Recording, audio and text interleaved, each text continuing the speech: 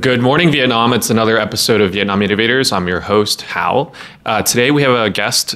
She makes a lot of coffee, among other beverages. Yes. Patricia Marquez. She's the CEO of Starbucks Vietnam. It's quite the pleasure to have you on the show, Patricia. I know you've been on the media quite a bit for other reasons, but today is one of your first live appearances, I guess you could say, on a podcast. So thank you for making time here today. We had a chat a couple months ago. You had a lot to share, and I'm very excited for you to be here and to share with our audience kind of the thinkings, the insights, the learnings that you've had, not only as CEO, but your partners, your employees of Starbucks. I'm sure they've had quite a bit as well. Before we go into it, Patricia, we're going to do some quick fire TikTok 1-minute style videos. So please bear with me. This might be your first time on TikTok, I think. First question, Patricia, what brought you to Vietnam? Phone call from a friend asking for help. What excites you about Vietnam? Everything. What's an innovation at Starbucks that you're most proud of? Ensuring that our partners and communities are very close to each other. How is Starbucks different from other Starbucks around the world? We speak Vietnamese. What's a Starbucks Vietnam drink that could go global? Dolce Misto. What's your go-to Starbucks order? Coffee of the day. On a Sunday at 10 a.m., where would you be and what would you be doing? Most likely walking, heading to some outdoors activity. What's your favorite Vietnamese word or phrase? Choi oi. Isn't it everyone's? And last question, if I were to search you on ChatGPT and ask what it would say about Patricia, what would it say? That I'm boring. Boring? Maybe. Okay. All right, Patricia. Predictable. Well, let's see how those TikTok 1-minute style videos do. We'll share that to your team after. Let's get straight into it.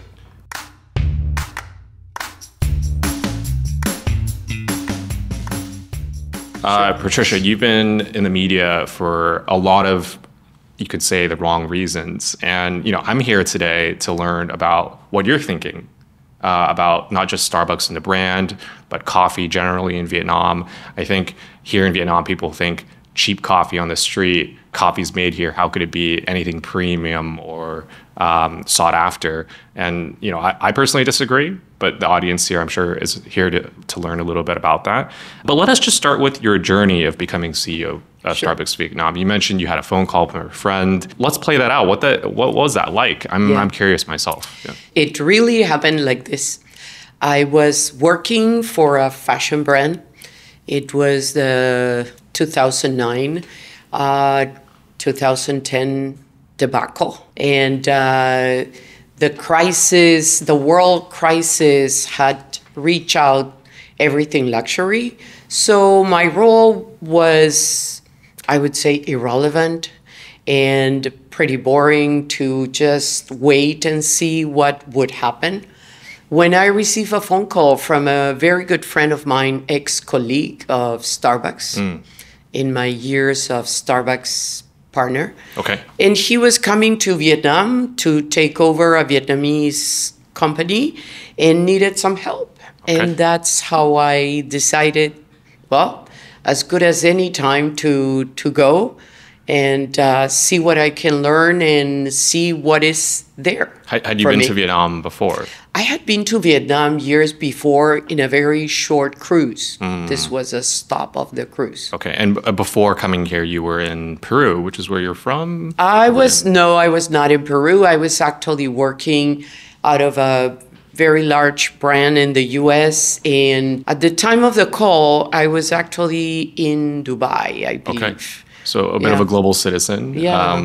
Almost 10 plus years now in Vietnam, is that right? Yes. Yes. 13 to be 13. precise. And almost 10 as Starbucks Vietnam CEO. Almost 11. Almost yes. 11. Okay. Setting up a new business in Vietnam in a new market, I get so many questions from business leaders around the world curious about Vietnam. But more importantly, related to what your business is, which is the coffee business. Coffee culture here, at least in the media, it portrays Vietnamese coffee as XYZ. I think I don't need to tell our audience. I think they can imagine it already. And Starbucks is a bit of a challenge in a sense, you would think. Just the setting, the ambiance, the product. Could you tell us more about the initial obstacles you faced and what some of those, how you overcame them as partners of Starbucks? I think there are two parts to this question, right? One is the differences between local coffee and Starbucks or any other organized retail coffee shop, I guess. And the second is the challenges of opening here. I think to your question about the challenges, opening a new market away from your country, whether it's Peru or the US, where I'm a citizen of, is a challenge. It is, for that matter, is a challenge in Peru and the US as well, right? Just to go through the process of opening a new brand in a new territory is a challenge. And the challenge has to do with how you put the team together. Not always you import your team to set up the brand, any brand. So you have to convey the message of the brand to an initial team. So putting that team together, and then navigating the cultural differences. Let me phrase the question in another way. Were there a lot of skeptics about what you were trying to do? And why were they skeptical? Was it because it could make the headlines? Was it because they were somehow against the changing of Vietnamese culture? Like, who are those skeptics, if any, at first? I wouldn't call them skeptics because when we came, there were 2 other international brands operating coffee shops. So we were not the first ones. Okay. And how do they do in the market? They were doing fine. Okay. One of those brands had over 20 locations in different places, in different wards. And so it was not a CBD operation only. Gotcha. As a matter of fact, they even had, they had a few of the branches outside Ho Chi Minh City. So my assumption is they're doing well, right? There was a regional brand operating in Vietnam already. So when I came, there was nothing new except our brand, Starbucks, coming to Vietnam. As CEO, you've been here a few years before taking on this role, of course. What were your first strategies as CEO to make sure that Vietnamese would think about Starbucks in the way that you wanted them to, and to welcome the kind of different tastes and delivery of the products? Because most Vietnamese are used to the ambiance, which is sitting on the street, outside with friends, on low plastic stools. Suddenly you've got a different experience. How was it like? Overall, the strategy, us developing brands internationally, has always been to surround myself with the right people. Right? You have to have local professionals that will support you and you will support them. You have to put a team together. Cannot do this on your own. So that was the first thing I did. And I am very proud to say that I put on a very strong team that has been with me throughout. So I have a few members of that team that together with me celebrated the 10-year anniversary just last week. Okay. I've been alluding to it a little bit, and some of the international media, such as CNBC, for instance, there's a clip, we might share the link online, or you can just search it online, where international media, they've been saying that Starbucks has just not done well. In fact, going as far as to say it's failed in Vietnam. I actually know somebody at CNBC who was not part of this series, and he said there was a joke back in the day that the producers at CNBC would be finding every single excuse to say, oh, this business failed in this country. There was like a number of these kind of videos. And these media have questioned the success of Starbucks. I live here in Ho Chi Minh City. I see the Starbucks doing fairly well. I'm not there all the time. I'm not like analyzing, how many covers you're doing, what the turnover is like. But how do you respond to that critique? Is there anything that's been misunderstood that you'd like to maybe share on today's podcast? Or maybe some of it's true?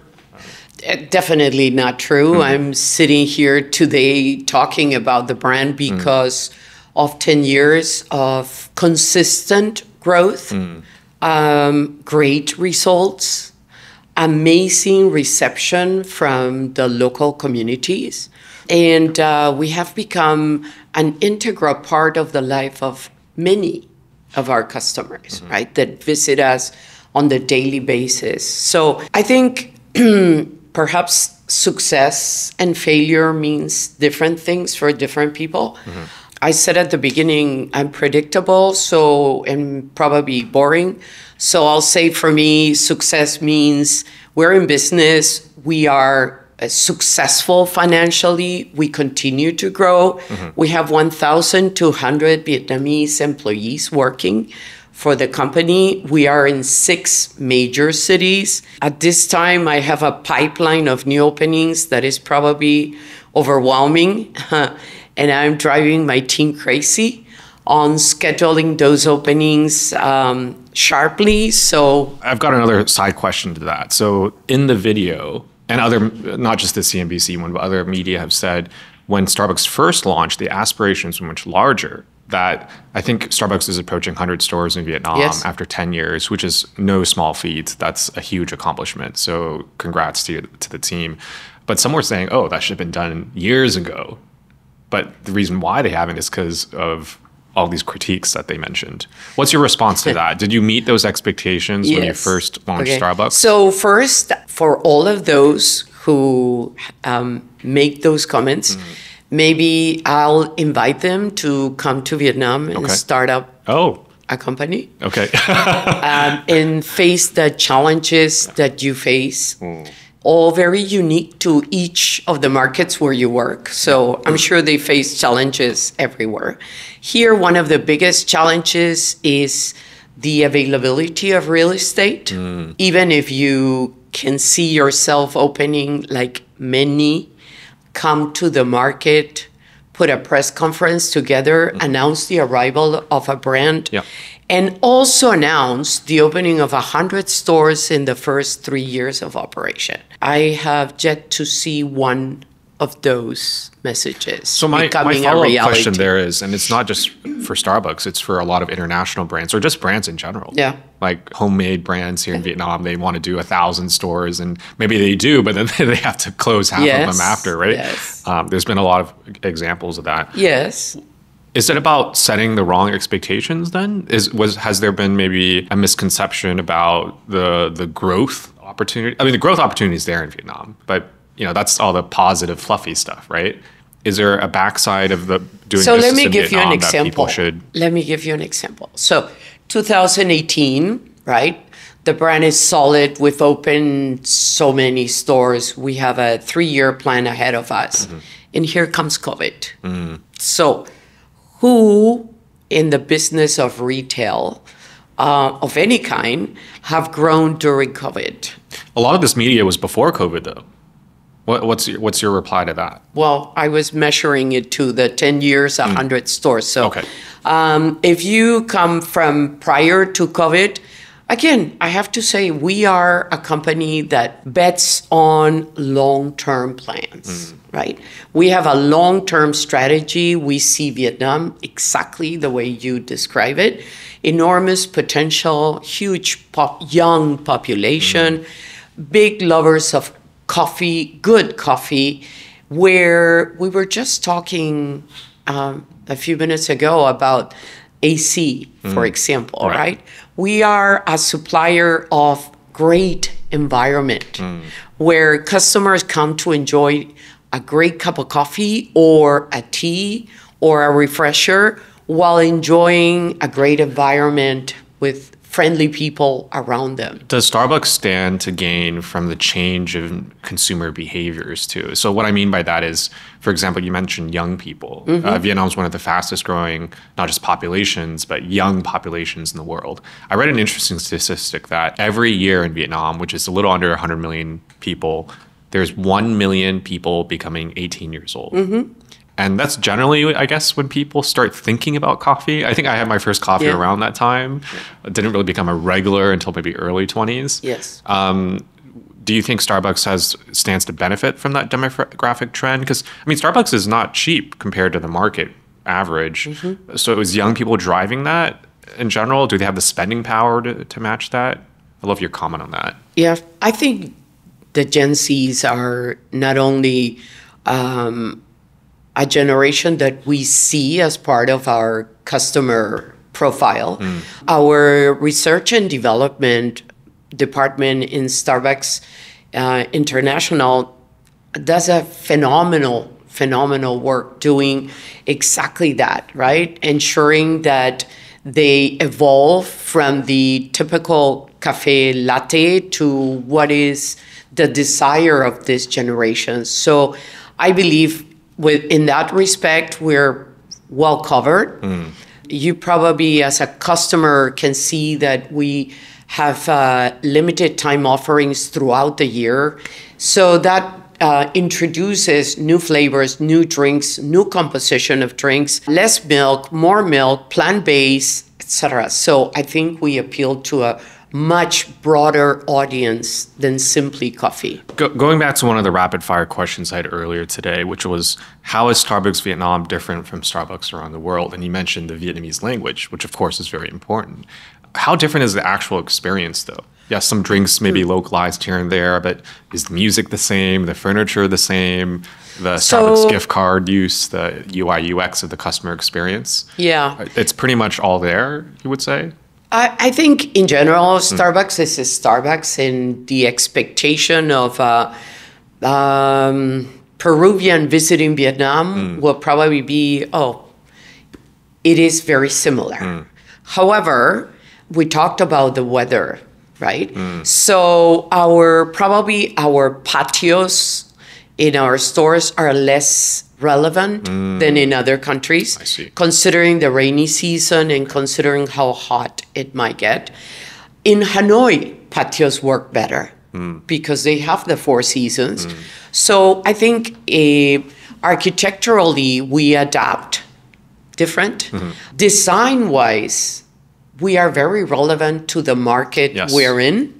Yeah, I saw a Hoi An location in the Old Town, I believe. Yes. And there's one in Ho Chi Minh City, I think I forget, Gak Nang Tang Dam, I think. It's got this really funky, like, I can't even describe it, like brutalist kind of architecture. Yes. From like the 50s or 60s, perhaps. Yes. So you can kind of very go Art anywhere. Deco. Yeah, very good. Yeah. I think we do that pretty well. When we select a location, we do quite a bit of investigation. Who's around? Who's our customer?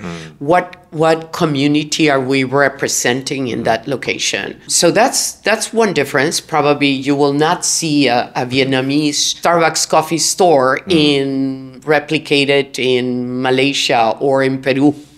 So those are unique. I have a question. You mentioned community and where the locations go kind of inform that. If you had to kind of pick and design a personality that represented the typical Starbucks customer in Vietnam, what would that person look like? Are they a mom? Are they in their 30s with 2 kids living in a certain part of Ho Chi Minh City? I would love a quick persona test on that. I would say is a young female, probably executive. They all have amazing positions in many well-known companies, showing up on the weekend with their kid and attending to their emails while the kid runs around and enjoys a cream frappuccino. Okay. She's savvy and is waiting for her husband, who's a young, probably entrepreneur. Okay. I think the Vietnamese Starbucks consumer is quite diverse.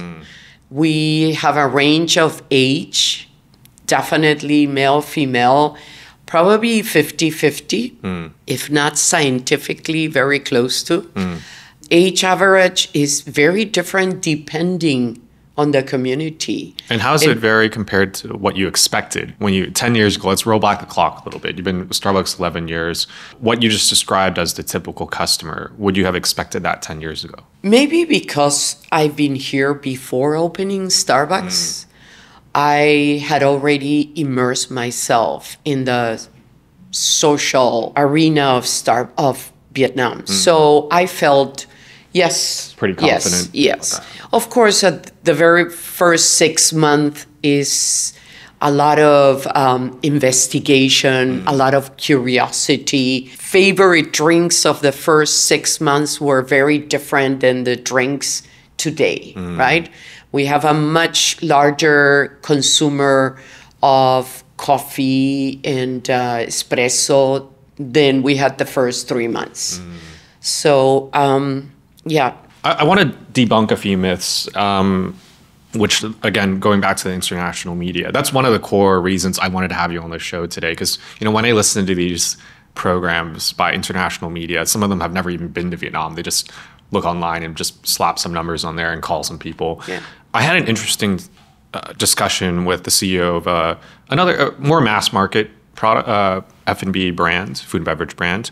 I won't name names, but their ambitions a few years ago, again, this was all pre-COVID, was to have 1,000 locations in Vietnam. And this particular store was slightly above average Vietnamese food with a bit higher pricing as a result.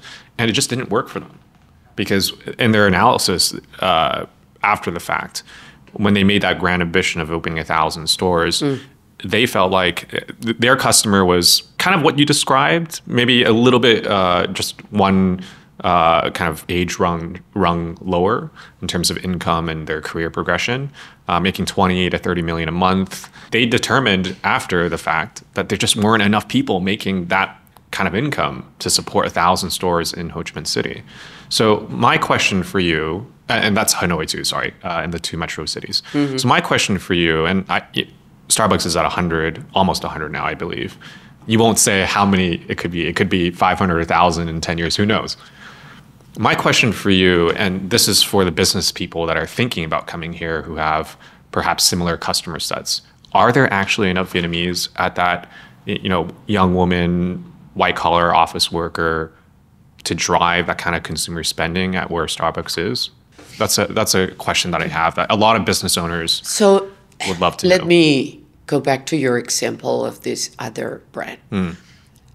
I find it irresponsible, perhaps, to say that I'm going to open 1,000 stores when I probably don't even have a proof of concept, right? So I don't know what the intention of that announcement was. The difference between us and probably somebody that just came up with an idea of a new concept is that we are a 60-year-old brand. The proof of concept is already been done. Let me go back to your question about the criticism of us being a failure versus a success. My biggest responsibility is to ensure that each and every one of our stores is open in the right place for the right reasons. And when I say the right reasons, I talk about length of lease, for example. Many companies sign leases for 12 months. 12 months? Yes. Yes. What do they expect to happen after 12 months? Close and move, or just impress the the media with 1,000 stores that will last for 1 year. Wow. So if I go back to your first question, my biggest challenge was real estate. Because 11 years ago, that was the de facto. No one would sign a lease for you, with you, for more than 12 months. That was the practice in Vietnam. Was because landlords were just used to turnover and jacking up rents, or probably, and so the relationship seems like a bit hostage kind of situations. Like you got 12 months and you have 12. Who can recover a capex? So that's one of your main reasons for taking the time you've to expand diligently and responsibly. Yes, and responsibly. We are a sustainable company, right? I don't want to toss away not only the capital investment, but the furniture, the equipment, and just toss it away. We are there to build a relationship with the community, with our customers, with our landlords. Let's say I'm a landlord here in Vietnam. Yes. I'm hearing today's podcast with you, Patricia. Yes. And it's making me think, how can I get Starbucks as my tenant? So what's the ideal trait of a landlord or someone leasing out property here in Vietnam for a Starbucks and your team to be like, okay, these are green flags, green lights, let's go? Great question. I'm going to use the opportunity to advertise. And instead of doing a research on my own, please listen to what I am about to say. Starbucks is here for the long term. We will continue to grow. And we are always looking for great locations with amazing landlords. What do I mean by amazing landlords? This has to be a contract that benefits us both, right? That being said, the first year's challenges were not only the length of the lease, but also the bizarre numbers that were thrown at us. I have a question about that. So 10 years ago, which was pretty early in Vietnam terms, in terms of more premium, I guess is one way to put it, relative to the market at least. You think, oh, big American brand name. Oh, Patricia, big time CEO. Let's jack up the rent. Was that one of the experiences you had? Yes. So and that's not rational. No. That makes no, just because we're a big company doesn't mean to. Not only that, I can sit down with any landlord that tells me that they want to make a fortune with us in a 7 to 10 year lease. How things work, right? We sell coffee. We don't sell handbags. We don't sell suits. We don't sell china. We sell coffee. So the math is very simple. Any interested party that wants to become my landlord, I invite you to visit any of our stores, check our menu board, our pricing, and just observe the amount of customers that walk in and out of our cafe. And that will give you a very good idea of how much a coffee shop can pay for rent. Would you say the market for landlords and just real estate in general has rationalized a little bit over time, or Yes. has it gotten worse? No. Okay, it's gotten better. Better. And why has it gotten better? 2 reasons. Because before I was probably one of the first big brands, so they were testing me.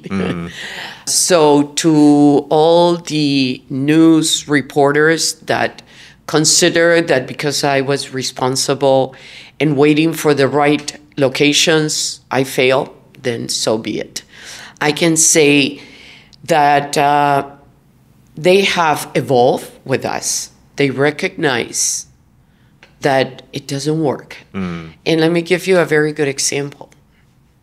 In year 2 and year 3, other F&B retailers or coffee brands used to make fun of me because they got location A or B or C and I didn't have it. And I would just think, yeah, I was offered that location first, but I declined to take that location.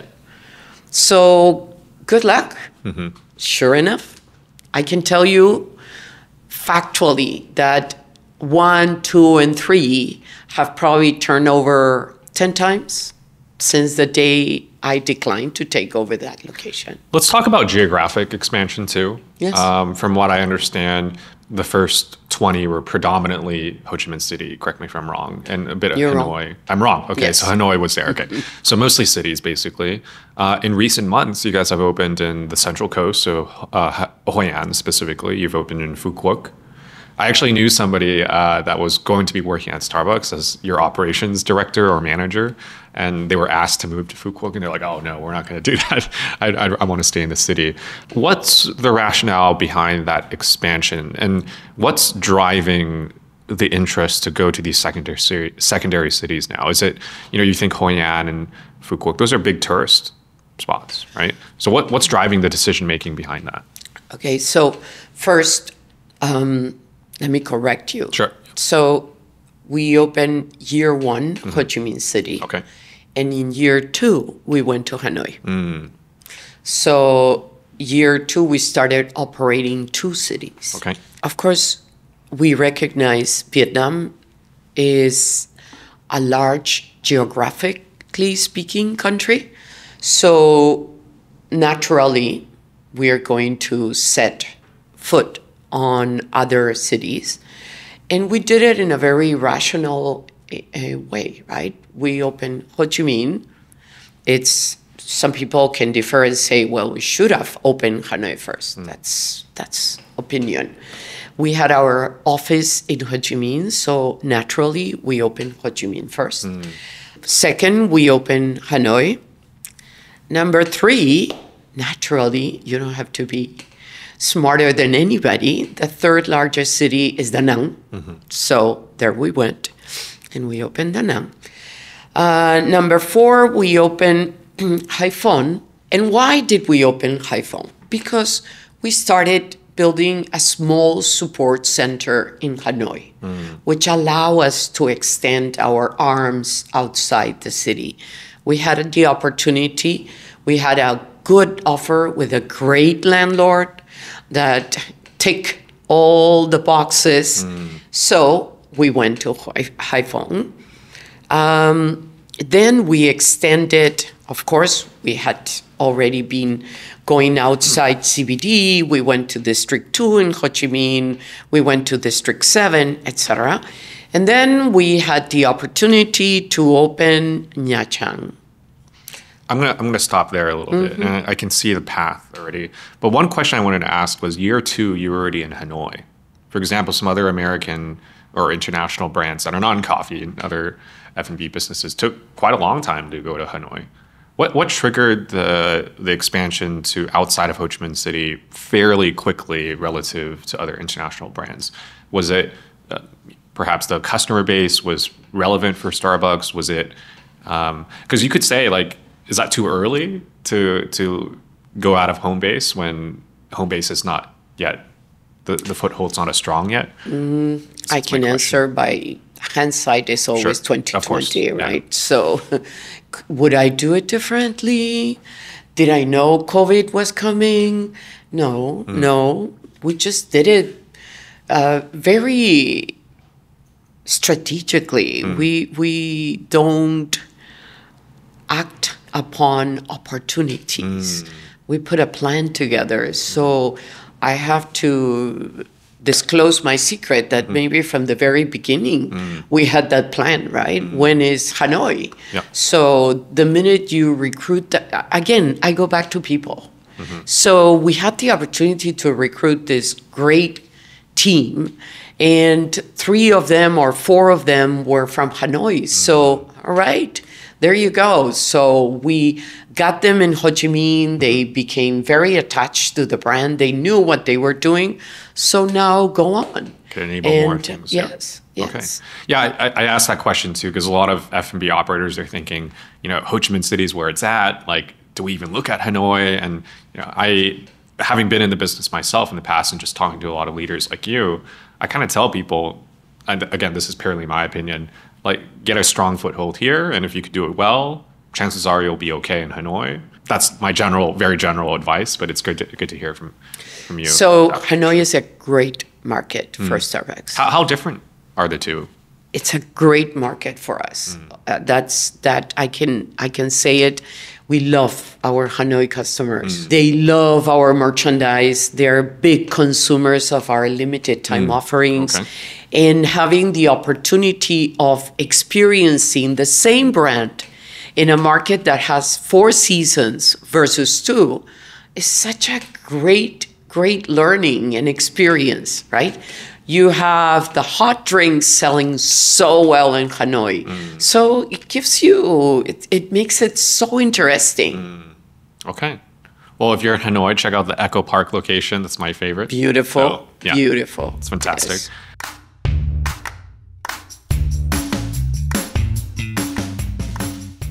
Patricia, we've talked a lot about the more macro conditions that provide opportunity and challenges to Starbucks. We've talked about real estate. We've talked about just the perception of Starbucks as an American brand, all these different ideas and amazing insights. Thank you. I think everyone listening here today will learn a lot from this podcast and debunk some myths as well. My next question is more about the competition. So you mentioned a couple of international brands. Some have come, some have stayed, some have gone away. Starbucks is still here and growing. What about the local competition? I mean, not just the local brands of the world, which have thousands of locations. That's one. but also the no-name brands, the family-run businesses, the mom and pop shops that are known for the ambience that we talked a little about, sitting outside just with some friends, it costs $10,000 for a coffee, probably not the best coffee, but what do you have to say about that? Because also a lot of the people from outside are thinking, and I have so many friends from outside too, they think, oh, $1 for a banh mi. And I tell my friends, I never buy that stuff. Like, I occasionally, like here and there, but it's not a regular occurrence for me. So what do you have to say about the local competition, the street side coffee versus the Starbucks experience? What do you tell the folks, especially from the outside or the business leaders thinking about that? Like, how do you compete against that? Is it I don't know that I compete. It's not even a competition, is it? No. Yeah. They're amazing. I'm a resident of the city. I love it. I go to the barbecue place around my corner, my house. I sit on those plastic stools and I have a great time. We sponsor them as citizens of the city, and they do great and we do great. And it's a matter of learning to live with your surroundings. So I respect what they do. They're hardworking people and they serve a very good purpose, right? They are the window of socialization. They're the ones that take you away from being connected all day, replying emails. You sit there and sip maybe not a coffee, but a tea while watching what's happening in front of you. It's fantastic. So I think they are amazing and I hope they never disappear. I want to talk about the hard numbers related to the community aspect you just mentioned, being part of the social fabric of the community. I'm friends with one of your partners. He helped bring Starbucks to Vietnam. This must have been a year or two ago, and he was telling me how his mission of bringing the world to Vietnam is kind of what facilitated Starbucks coming here and expanding and growing.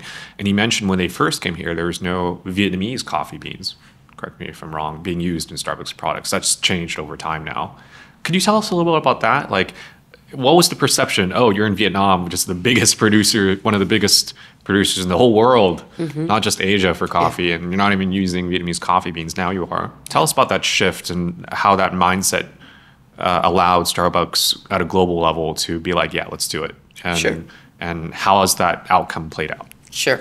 It would be wrong for me to say that because we are here, Starbucks started searching for coffee in Vietnam, because it's not true. Starbucks coffee has buyers across the world, right? Coffee, country of origin, are always, of course, visited by the Starbucks buyers organization. So they had already been here. But they weren't buying. They were not buying because of the differences in what Vietnam was producing, right? They were producing massive amounts of coffee for different businesses. So now here there is a retailer that wants probably more boutique farmers that can cater to their needs. And that's what Starbucks Coffee Company had started for us. So when we first came and set our company, I took my team to Dalat and we visited the highlands and we talked to farmers and we saw what they were doing with coffee. And we decided from the very first time that we will involve the coffee farmers in our business. How so? By ensuring that each and every one of our partners knew where coffee comes from. So you will be surprised how many people don't know. I don't know. What a coffee Can you take me on a brunch, coffee tour? Yes. That's recorded. What a coffee shrub looks like. Okay. How does coffee grow? Right? How difficult, how much work farmers put behind it. I think that's a story to tell a little bit. I mean, I can imagine already just you sharing here today, but I think the average Vietnamese customer maybe doesn't know that. I could be wrong. Yeah, my perception is... I can tell you my partners didn't know. Yeah. They didn't? Wow. No. Okay. No. Yeah, I No. think, All Vietnamese newly hired employees of Starbucks that were very proud of preparing all these drinks with coffee that had no clue how coffee grows and the process of from shrub to cup. Right.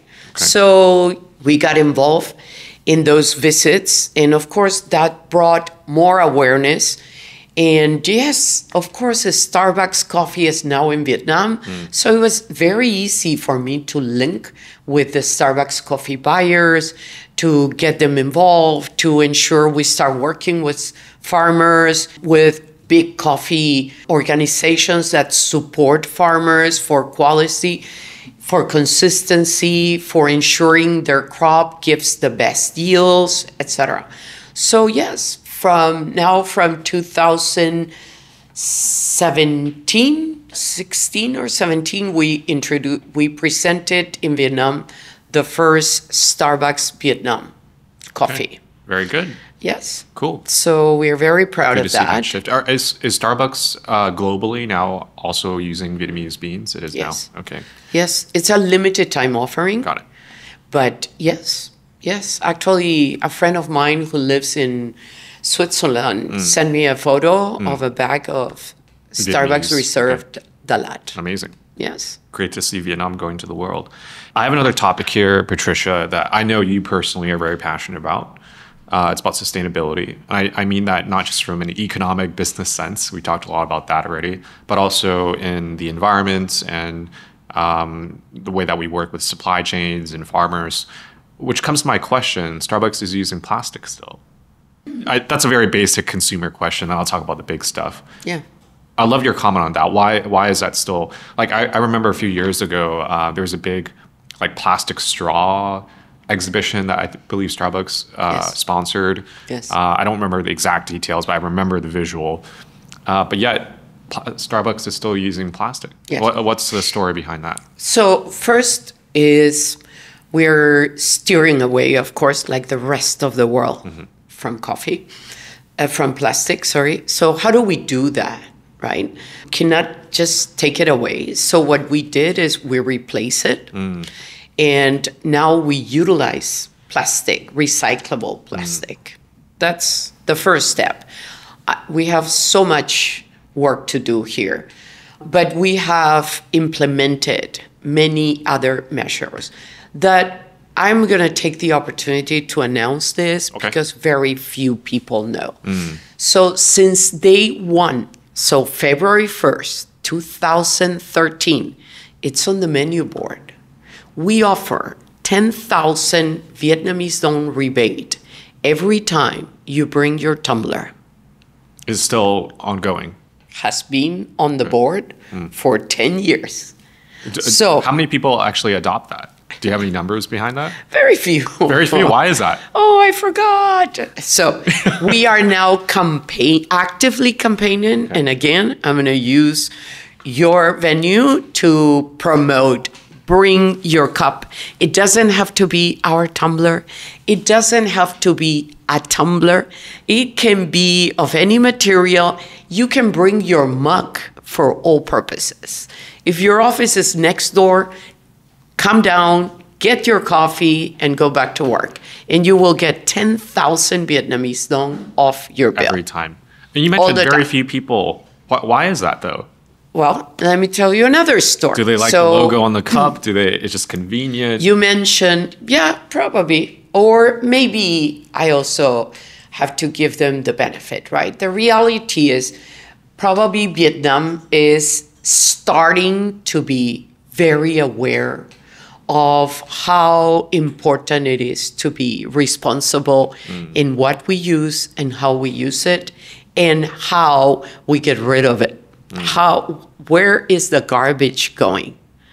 And I think that is right now a very big subject that probably started getting stronger and stronger during and after COVID. Another advertisement is Starbucks offers for here.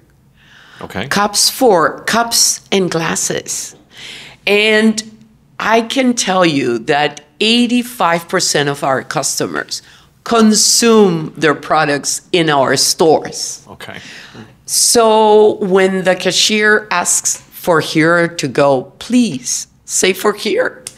So we will not serve your drink in a paper or plastic. We will serve it on ceramic or glass, and then we will take care of the cleaning. And that will be so revolutionary, right?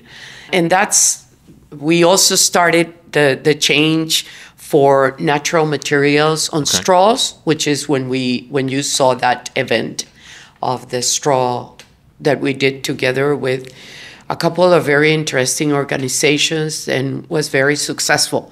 We changed immediately to a strawless lid, which allows you to just push the lid and do not ask for either a natural straw or any straw. Another question for you, Patricia. Going back to the original question, which was, or you mentioned the 10,000 rebate. You mentioned very few people actually use it for whatever reasons it might be, which you should do a study about, actually. Maybe we can do that together. Sure. Do Vietnamese even care about this? That's my follow-up question. I mean, you obviously, your team is trying a few things here and there. Yes. You've been doing it since the beginning. No, not here and there. Oh, here and there. Okay. It's very consistent. Okay, it's very consistent. Very consistent. You clearly, offline, have told me you're very interested in this space. Very. Do Vietnamese care, though?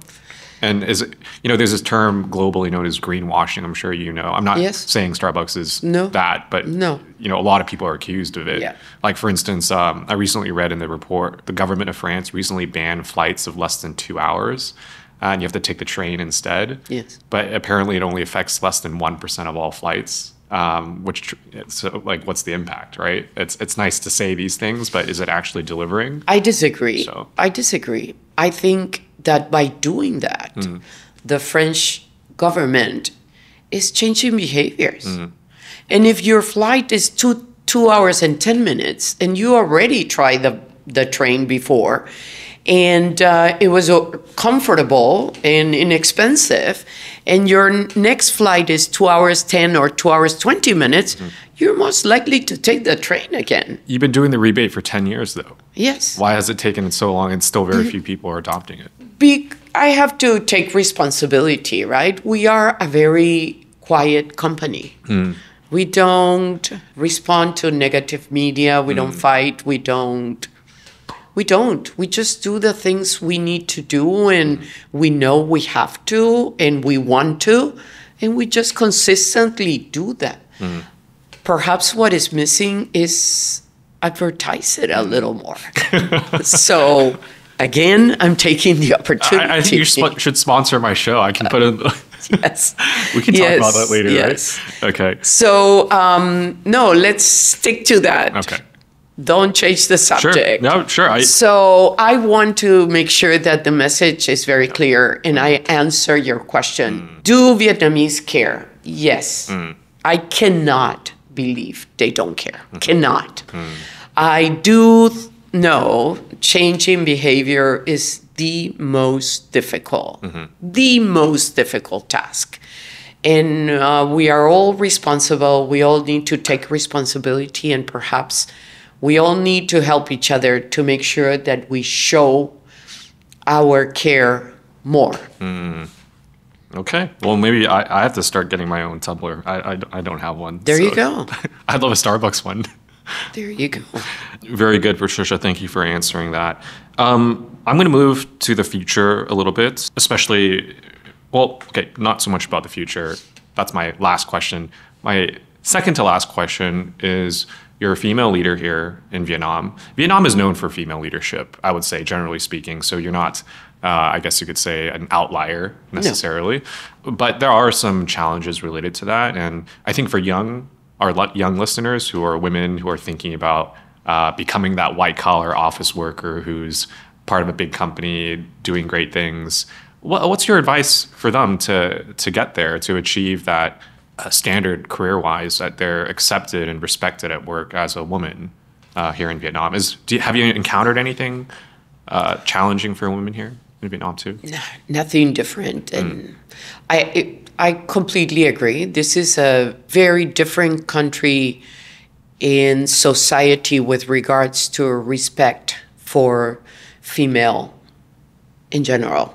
So the mothers are awesome. The grandmothers are the holders of the family.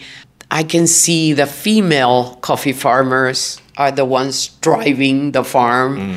So I see the role of women in Vietnam taking a front role, right? If a female, young female coming from university is thinking that things ahead are difficult, don't give up. Definitely don't give up. I was a barista. I used to work for a Starbucks coffee company behind the bar, making lattes. And this was many, many years ago. And no, you cannot ask me exactly how many. Well, did you imagine you'd ever be a director, let alone a CEO at a Starbucks in a foreign country? Could you have ever imagined that? I imagined that I would venture to work in different countries. Okay. I never imagined I would be running the country, the Starbucks coffee, Vietnam. No. Yeah. Okay. No. I would say pursue your dreams. You're in the perfect environment. Respect yourself. Make sure that everybody around you respects yourself, respects you, and be yourself. Be yourself. The environment is prime. Ready. Biggest lesson there, everyone, is be nice to your barista because you never know where they'll be. Absolutely. Be nice to your barista. Yeah, be nice to everybody. Yes, because they prepare your wonderful coffee every day. Looking ahead, which is my last question here, Patricia, and thank you for joining us on today's show. What's the future hold for Starbucks? That's a very broad question. But what would you say are the pillars of focuses going in the next 10, almost 11 years of Starbucks here in Vietnam? What would you say, what can you share that customers can kind of take away to remember about the future of Starbucks? I think, as I said before, Starbucks is here to stay, to grow, to become part of many more experiences on the daily basis. There are limitless possibilities to the brand. We want to continue being this strong employer that sets the pace on how to develop your team. We are proud of our baristas that become store managers, district managers, and so on. We want to continue building relationships with our communities. We will continue working in social responsible causes like cleanups, like Water Planet Foundation, supporting young Vietnamese at risk, etc. We will continue working with the coffee farmers of the highlands in Vietnam to ensure that Starbucks continues to purvey their coffee in this country. I just see an amazing future ahead of us. Okay, very good. Sorry, there's one last question I always like to round out every podcast, thank you for coming to the studio again too. We cover a wide range of topics on the Vietnam Innovators podcast. One of them, of course, food and beverage. My question for you, though, is you obviously know a lot about the industry. That's great, and thank you for sharing so many valuable insights today. I think a huge takeaway for me, especially a great way to start a Tuesday morning in my case. Patricia, what would you like to know more about?